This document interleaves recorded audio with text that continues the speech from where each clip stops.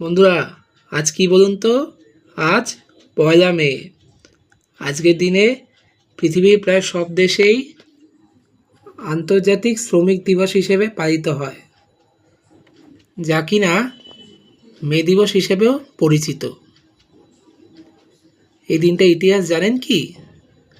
১৮৮৬ সালের মে মাসে শ্রমিকদের অধিকার আদায়ের ঐতিহাসিক আন্দোলন ও আত্মাহুতির ঘটনাকে এই দিনটিতে যত শ্রদ্ধা ও সম্মানের সাথে স্মরণ করা হয়ে থাকে।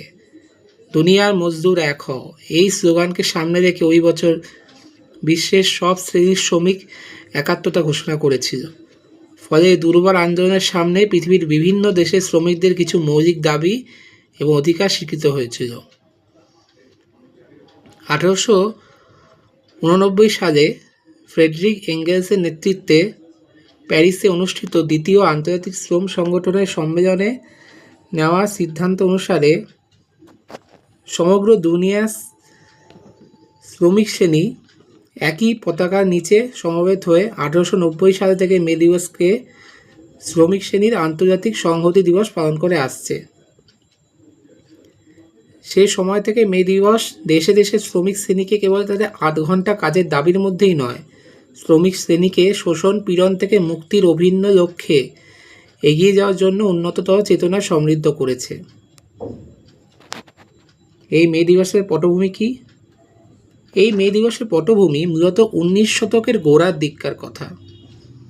সংগ্রামের মাধ্যমেই একসময় পৃথিবী থেকে দাসপ্রথা বিলুপ্ত হয়ে গেলেও শ্রমিকদের কাজের কোনো নির্দিষ্ট সময় ছিল না, ফলে শ্রমিকরা তখনও শোষিত ছিল।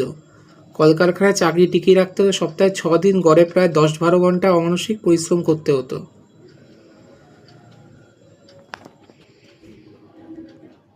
এবং বিনিময়ে মিলত সামান্য কিছু মজুরি।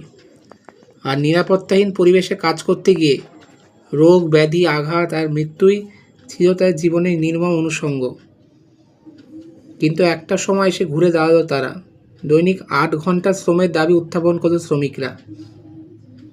১৮৮০ সালে আমেরিকায় প্রথমে দাবি উত্থাপিত হয়। ১৮৮৪ সালে শ্রমিকরা প্রতিষ্ঠা করে federation of organised trades and labour unions of the United States and Canada.